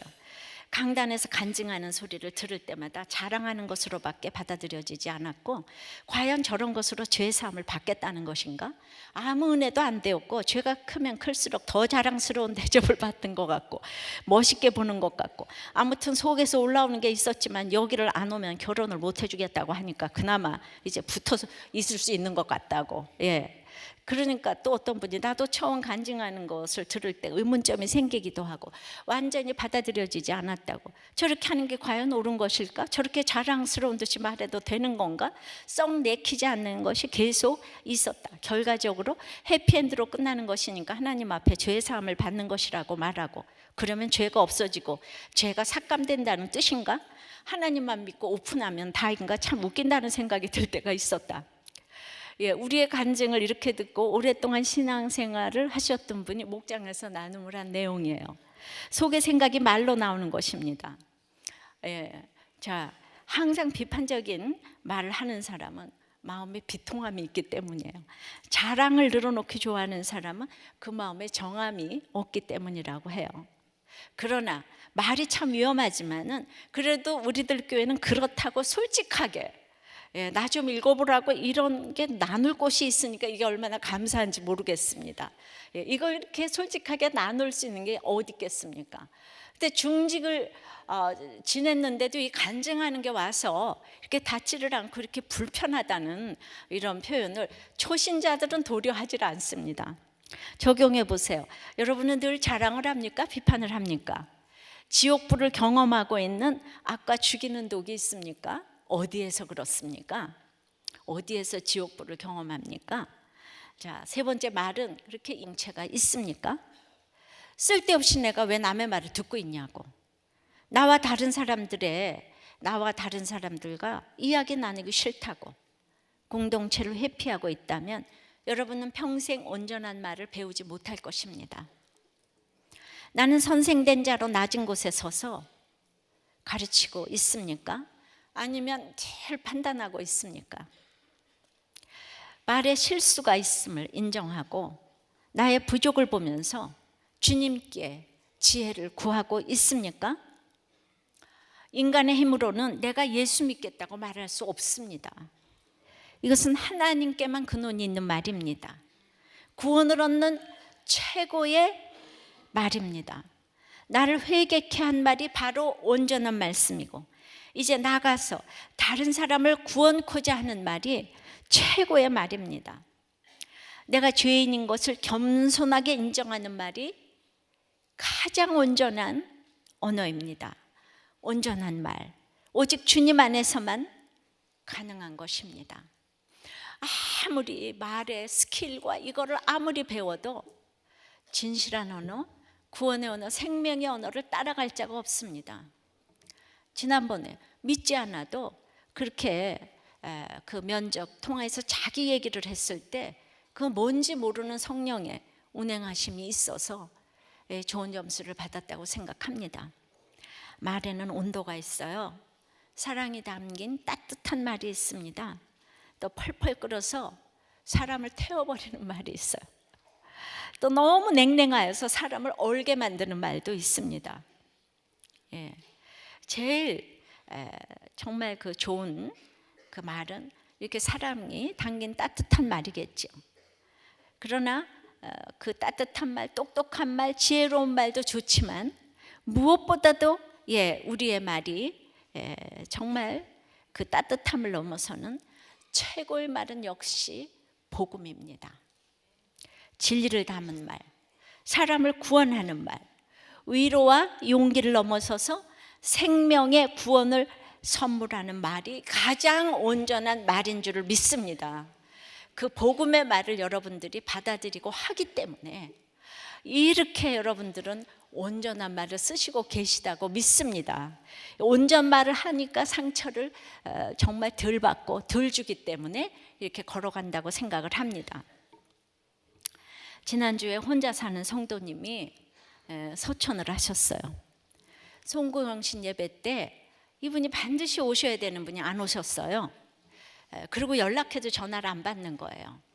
그래서 이제 세이컴에 연락을 해가지고 이제 이렇게 문을 따고 들어가 봤더니 소파에서 조용히 잠자는 듯이 가셨다는 거예요.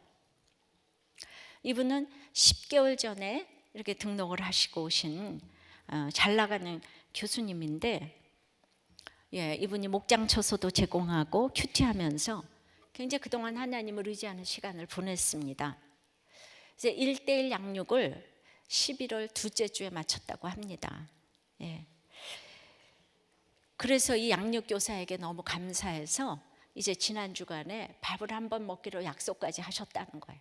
그 약속한 게 마지막이 됐다고 합니다. 그러면서 1:1을 하는데 돌이켜보니까 1:1 하시면서 이미 알고 계신 듯이 7주 차부터는 내가 천국에 꼭 가고 싶다고, 그리고 천국에 꼭 갈 거라고 이렇게 매주 고백을 하셨다는 거예요. 그러면서 목장이 참 가족이라고 그렇게 기뻐하셨다는 거예요. 1:1 양육을 받으니까 제 책을 다 읽었잖아요. 제 책을 읽고 난 후에 누가 이 여인을 사랑하지 않을 수 있냐며 들뜬 목소리로 막 고백을 하셨대요. 참고로 이분 여인이세요. 그러니까 진짜 은혜를 받으신 거예요. 여러분들이 책을 다 읽어도 이렇게 감격하시는 분들이 또 많지도 않아요, 그죠? 또 읽지도 않아요, 그죠? 아니, 읽긴 읽겠죠, 그죠? 그런데 2달 전에 치매 걸린 어머니가 영접하는 시간을 가졌는데 너무 해맑게 좋아하셨다는 거잖아요. 그래서 내가 한 일 중에 평생에 제일 잘한 것이 어머니를 영접기도 시킨 것이라고.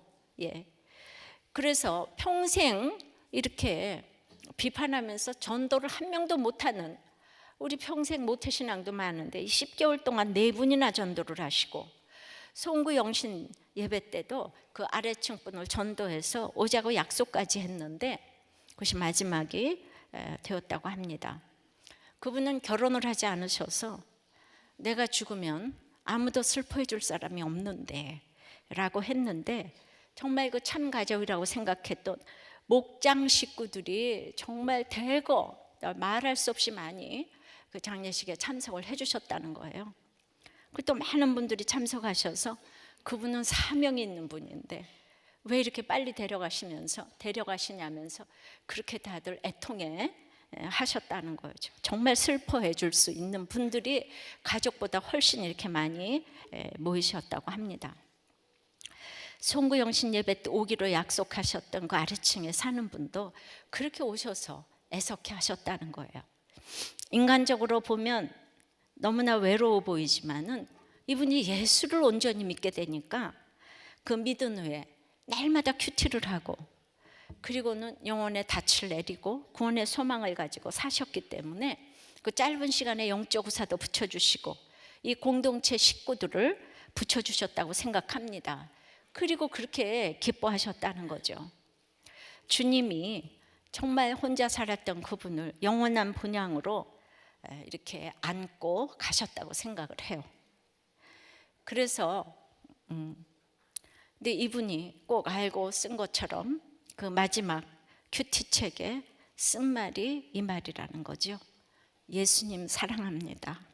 감사합니다. 우리가 이렇게 시간을 알고 쓸래도 못 쓰는 거죠. 평소에 잘 살고 있는 것 같아도 이제 갈 때쯤 아무도 큐티를 안 하고 그렇게 갈 수도 있는데 마지막까지 이렇게 큐티를 하고 정말 이분이야말로 이 땅에서 쓸 수 있는 가장 최고의 온전한 말을 쓰고 가셨다고 생각합니다. 십자가는 지혜고 지혜는 타이밍인데 혼자서 살다가 갔지만 이렇게 아름답게 고통도 없이 잠자는 것처럼 그리고 모두의 애도를 받으면서 완전히 구원받고 마지막까지 전도했던 사람까지 애통해 하면서 최고의 죽음을 맛보았다고 생각을 합니다. 바로 이것이 가장 온전한 말이 아닌가. 이 새해 벽두에 우리의 가장 온전한 말은 정말 삶의 작은 일에도 그분을 닮기 원하고 노래하듯이 얘기하듯이 온전한 언어를 쓰면서 다른 사람들을 주께 인도하는 언어가 최고의 언어, 온전한 언어가 아닌가 싶습니다. 말씀을 맺겠습니다. 온전한 말을 하기 위해 우리는 말의 영향력이 얼마나 큰지 알아야 합니다. 작은 이허의 큰 영향력을 알고 지나가는 말로 상처 주고받지 말아야 합니다. 말은 아주 위험한 것이라고 합니다. 쉬지 않는 악과 죽이는 독이 있는 것이 말임을 알아야 합니다. 말에는 또한 이중성이 있다고 해요. 또 온전한 말을 쓰기 위해서 우리의 삶이 어떤지 이 삶에서 정말 노래하듯이 얘기하듯이 이 온전한 언어를 쓰게 해달라고 찬양하고 기도하겠습니다. 찬양이 좀 어렵지만은 정말 가사를 생각하시면서 은혜 받으시기를 바랍니다.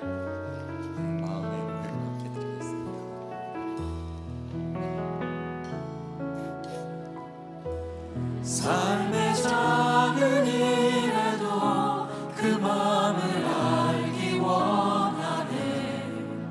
그 길, 그 좁은 길로 가기 원해. 나의 작음을 알고 그분의 크심을 알며 소망 그 깊은 길로 가기 원하네.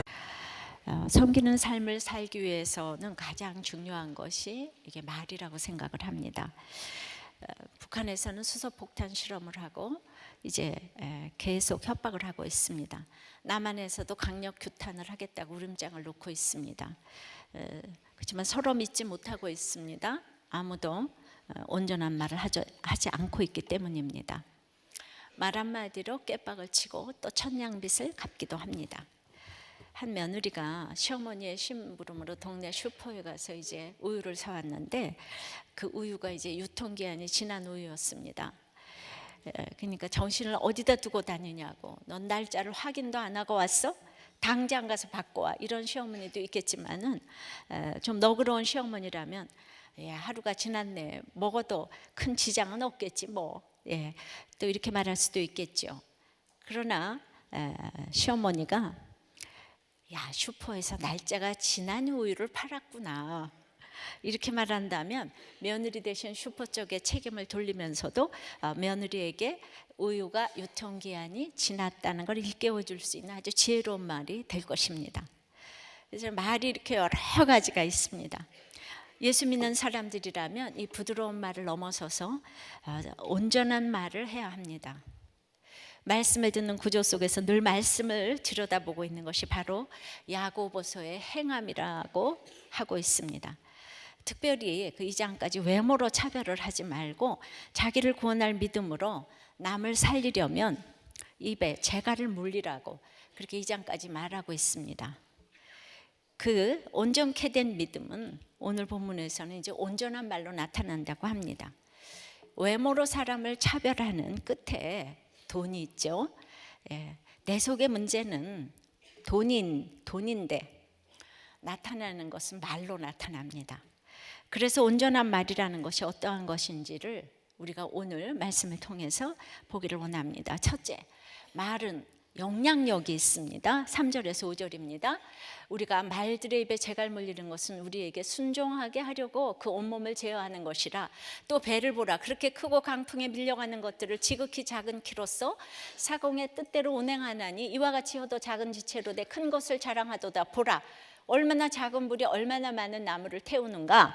오늘 세 가지 그림이 나오죠.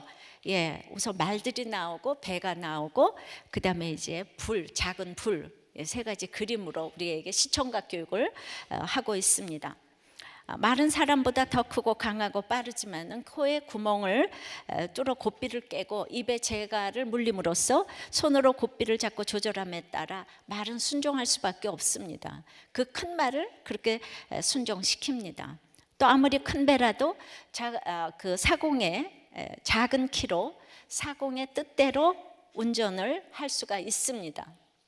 사공의 뜻은 사공의 생각이겠죠, 그죠? 또 작은 불이 많은 나무를 태우듯이 이렇게 한마디의 말이 치명적인 상처가 됩니다. 그래서 이 불조심을 하면서 말조심하지 않는 것은 참 이상한 일입니다. 그래서 이 말로 비방하는 것은 살인하는 것보다 무섭습니다. 육체적인 죽음은 한 번이지만 명예가 망가지는 것은 살인이 계속되는 것이나 마찬가지이기 때문입니다. 지나가는 말 한마디가 사람을 죽일 수 있습니다. 그래서 우리는 두렵고 떨림으로 구원을 이루어 가야 되는데 그 가운데 말이 있습니다. 그래서 말이 구원을 좀 받아야 합니다. 우리들 교회에서도 이렇게 나눔을 하면서 상처를 주고받을 수 있습니다.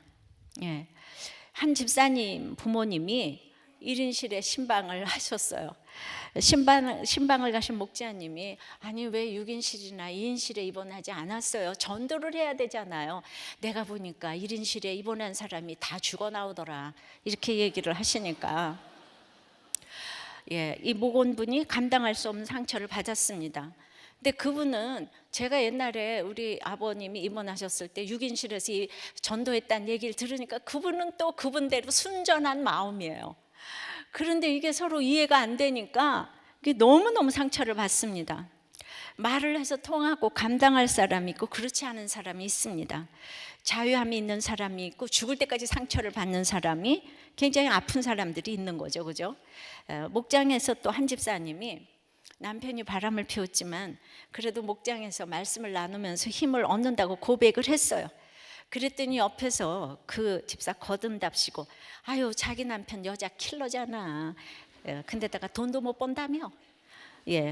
그러니까 이게 내가 남편 욕하는 것까지 좋았는데 옆에서 그렇게 얘기를 해주는데 그게 맞는 얘기지만은 그거를 기분 나쁘다고도 못하겠고 좋다고도 못하겠고 그러니까 이게 옳고 그름의 문제가 아니거든요. 그러니까 여러분들이 정말 지혜가 있어야 돼요. 또 너무 힘들지만 우리 아이가 너무 수고를 해서 지금 제가 목장에 와서 살아납니다. 그러니까 아유 걔가 공부도 꼴찌라면서요. 또 이러면서 그렇게 정보를 알려줍니다. 여러분들 어떠세요? 우리들 교회 성도래도 이 정도 말에 처음 온 분들은 상처 받습니다. 다른 데서 이러면 진짜 상처 받습니다. 그러니까 사실 상처를 주는 사람과 받는 사람은 모두에게 문제가 있습니다. 상처 받았다 그러면 내가 거기까지 생각 못했는데 이러면 되는데 아유 우리 목사님도 6인실에 입원했대잖아 이러면서 목자가 그러면 그 목자에게도 문제가 있는 거죠. 그래서 말 한마디 때문에 이 섬기는 삶이 목자를 하면서도 아주 꽝이 될 수가 있습니다. 말의 영향력은 참으로 지대합니다. 여러분은 이런 얘기로 상처를 받는 편입니까? 주는 편입니까? 우리는 양쪽 다 자기 죄를 보고 가셔야 합니다. 작은 불이 많은 나무를 태우듯이 이런 문제로 상처를 받고 있으면 찾아가서 사과하고 회개하셔야 합니다. 두고두고 원수가 되어서 잊어버려지지 않는 분들도 있습니다. 내가 십몇 년 전에 우리 엄마가 1인용 병실에 있을 때 그 목자가 뭘 했었지? 하면서 두고두고 곱씹어요. 별로 단 것도 안 나오는데 계속 곱씹어요. 우리 모두 100% 죄인이라서 말 때문에 죽고 넘어지는 것입니다. 말이 이렇게 영향력이 있는 것입니다. 적용해 보십시오. 나는 대화 가운데서 상처를 줍니까? 받습니까? 내가 최근에 말로 상처를 준 말은 어떤 말이었습니까? 상처를 주었다면 찾아가서 회개하시고, 내가 상처를 받았다면 나의 감당 못하는 연약함을 좀 보게 해달라고 서로 좀 이렇게 적용해 보시기를 바라요. 자, 두 번째 말은 아주 위험한 것입니다. 5절 6절입니다. 이와 같이 혀도 작은 지체로 돼 큰 것을 자랑하도다. 보라, 얼마나 작은 불이 얼마나 많은 나무를 태우는가. 혀는 곧 불이요 불의의 세계라. 혀는 우리 지체 중에서 온몸을 더럽히고 삶의 수레바퀴를 불사르나니 그 사르는 것이 지옥불에서 나느니라. 야고보가 혀와 말을 이렇게 부정적으로 묘사한 것은, 자, 먼저 나오는 말이 그 혀를 사용한, 다름 아닌 혀를 사용한 자기 자랑 때문인 거예요. 그래서 이 작은 지체인 혀가 큰 것을 자랑한대잖아. 아주 작은 혀가 아주 큰 것을 자랑한다는 것은 없는 것을 있는 것처럼 꾸며내기 때문이고, 자기 능력 범위 밖의 일들을 자기 것인 양 과장하고 착각하기 때문입니다. 혀로 사람은 자신을 하나님처럼 높일 수가 있어요. 전 우주를 혀 끝에 올려놓을 수도 있습니다. 하나님 자리에 가고자 하기에 마치 하나님의 사람인 것처럼 과시하고 사람들 위해 군림하려고 하기에, 자, 먼저 자랑이 나온 것은 남을 욕하는 것보다 자랑하는 것이 훨씬 더 큰 죄인인 것입니다. 손으로는 한 사람도 죽이기 어렵지만은 혀로 또 말로 자랑으로 사람을 속이고 수많은 사람들을 쉽게 또 죽일 수도 있습니다. 모독할 수도 있습니다. 이 모두가 혀의 기능이고, 혀를 움직이는 머리의 기능이고, 그 혀를 사용하는 인간의 마음이 그렇게 하는 것입니다. 그러므로 자랑을 하고 있다는 것은 도덕적, 인격적인 연약함을 과시하는 것이나 마찬가지입니다. 그래서 늘 자랑하는 사람과는 인격적으로 교제를 하기가 아주 힘이 듭니다. 그래서 이 세상에서는 아무리 교양 있고 똑똑한 사람들이 다 모여도 에서 내려다보면서 굉장히 도와주는 것처럼 해서는 안 됩니다. 낮은 입장에 서야 합니다. understand 하는 것입니다. 야고보는 혀가 아니라 혀로 만들어내는 말, 이 말을 생산해내는 인간의 마음이 조절이 불가능하다는 것을 말하고 있어요. 그런 말로 아무 것이나 떠벌리고 싶어하는 인간의 욕구를 통제할 수 있다면 그 사람이 선생의 자격이 있는 거예요.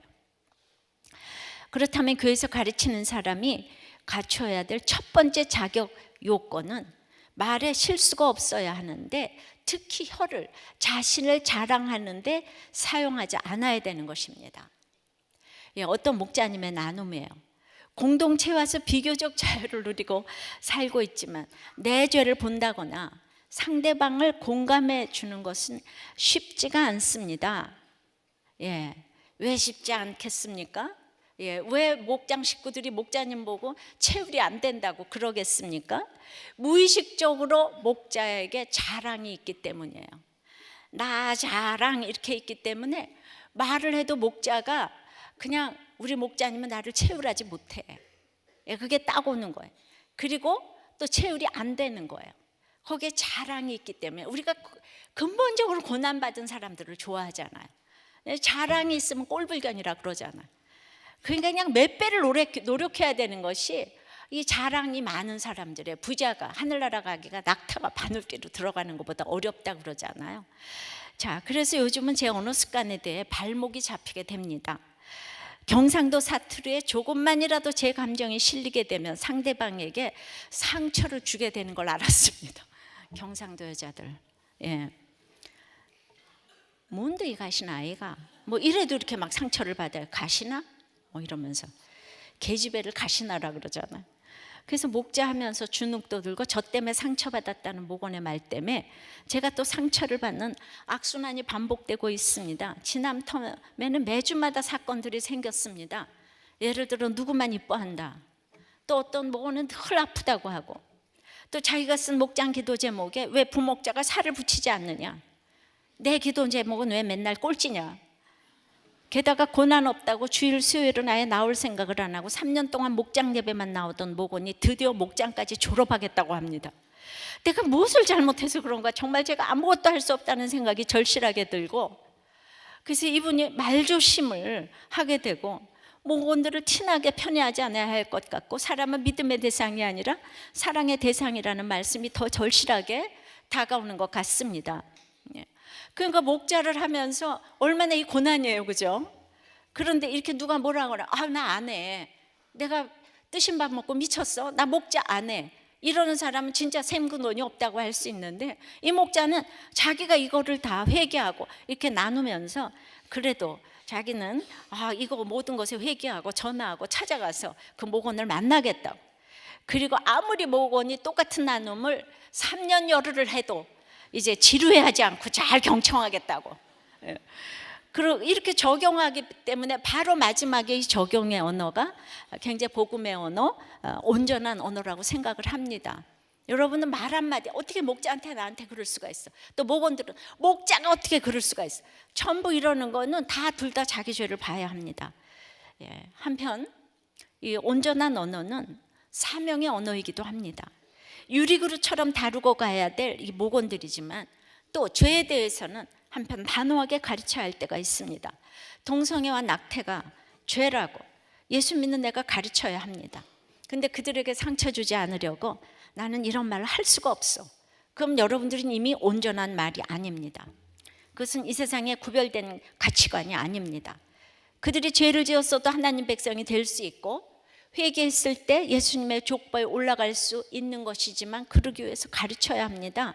잘못된 것을 가르쳐야 하는데 이것은 판단하는 것과는 아주 다릅니다. 우리 가운데 그래서 그런 선생의 역할이 필요합니다. 그래서 좁은 길인 거예요. 이게 깊은 길인 거예요. 이게 삶의 길인 거예요. 복음이 들어와서 내 인생이 바뀌었기 때문에 이 영의 직분인 선생을, 사명을 가지고 우리가 할 수 있어야 하는 것입니다. 온전케 된다는 것은 내 생각을 내려놓고 하나님의 뜻을 빨리 따르는 것입니다. 내 욕심 포기하는 시간이 점점 단축되는 것입니다. 하나님께서 내 혀를 길들이시기 위해서 내 혀를 제갈도 먹이시고 광풍도 주시고 육에 무너지게도 하시면서 나를 다루어 가십니다. 쉬지 않는 아까 죽이는 독이 변화되는 가장 빠른 지름길이 무엇일까요? 내 속에 쉬지 않는 아까 죽이는 독이 있다고 쉬지 않고 외칠 때 그게 가장 변화되는 지름길이에요. 교양있고 매끄러운 언어, 누이 좋고 매부 좋은 이야기가 최고의 언어가 아니에요. 그런 교양 있는 언어로는 한 명도 변화시킬 수가, 단 한 명도 변화시킬 수가 없습니다. 그저 내 속에는 쉬지 않는 악이 있어, 내 속에는 죽이는 독이 가득해 라고 제가 아무리 얘기를 해도 여러분들이 이거를 따라하지 못하더라고요. 그러니까 이 내 부족함을 고백하는 것이 가장 깨끗하고 온전한 언어입니다. 서두에 날짜 지난 우유 얘기에 대해서 어떻게 이야기할까 하고는 비교도 안 되는 가장 온전한 언어가 바로 이렇게 내 속에 악과 독이 있다고, 이러냐고 하나님을 찬송하는 가장 아름다운 언어를 말할 수 있는 것입니다. 앞서 말씀드린 남편 장로님이 인간적으로 볼 때 얼마나 훌륭하신 분인지 모릅니다. 담임 목사님마저 장로님 같은 청년이 있으면 내가 딸을 주겠어라고 한답니다. 근데 그분이 결정적으로 구원의 확신이 없다면 여러분 믿어지시겠습니까? 천국 지옥이 믿어지지 않고 모든 예배를 다 드리면서도 기도할 것이 없고 하나님의 존재가 믿어지지 않는답니다. 교회에서는 그렇게 얘기하지 않죠. 근데 막 부인하고 당신이 어떻게 애들한테 그럴 수가 있니 이렇게 얘기를 하면, 그래 난 아무것도 안 믿어진다 어쩔래 일어난 거죠. 이분에게 구원의 언어, 구원의 확신이 없는데 구원의 언어인 온전한 말이 나올 수가 있겠습니까? 교회를 나오니 그것만도 너무 감사하지만 최고의 직분에서 시간이 많이 흘렀는데도 자기의 죄를 모르니까 얼마나 안타까운 일입니까? 하나님께서 이 가정을 사랑하셔서 너무나도 지극히 사랑하셔서 그 헌신을 보시고 자식이라는 광풍을 허락하신 것입니다. 그러니까 이게 너무나 축복인 거예요. 자식 문제 때문에 드러나지 않고 감추어져 있던 남편의 이 쉬지 않는 악과 독이 나오는 것입니다. 겉모습이 아무리 천사 같고 심지어 예수님 같다고 해도 예수님 없이는 온전한 언어를 쓸 수가 없습니다. 내가 죄인인 것을 모르는데 어떻게 주님을 찬송하는 온전한 언어가 또 나오겠습니까? 말 한마디가 인생을 바꿉니다. 그 말이 길지 않아도 좋습니다. 어떤 버스 기사가 심장마비로 죽으면서 딱 3가지 일을 잘하고 갔습니다. 차를 딱 인도에 세우고 차 문을 열어서 승객들을 내리게 하고 그리고 시동을 딱 껐습니다. 그리고는 죽었습니다. 사망의 순간에 이 3가지 일을 해서 모두를 살리고 자기만 죽었습니다. 아무 말 없이 이 일만 하고 갔어도 어떤 말보다 온전한 말을 하고 살리는 정말 말을 무언으로 하고 이렇게 구원을 시키고 갔다고 생각이 됩니다. 우리의 속에 있는 것들이 이렇게 말로 나옵니다. 그래서 내 한마디가 나의 인생을 바꿀 수 있는 것입니다. 십자가 우편에 강도가 죽기 직전에 한 말, 당신의 나라에 임할 때 나를 기억하소서. 한마디로, 이 한마디로 낙원으로 갔습니다. 저의 남편의 마지막 한마디가 저의 운명을 바꿔놓았습니다. 주님을 영접하고 회개하고 간 그 한마디가 같이 산 날들의 빚을 다 갚았습니다. 결혼 생활 13년을 통틀어서 가장 최고의 선물을 주고 갔습니다. 어떤 다이아 반지보다도 최고의 선물이 바로 구원받은 남편의 회개하는 온전한 말 한마디, 그 한마디였습니다. 적용해 보세요. 내가 온전한 말을 가르쳐 줄 우리 공동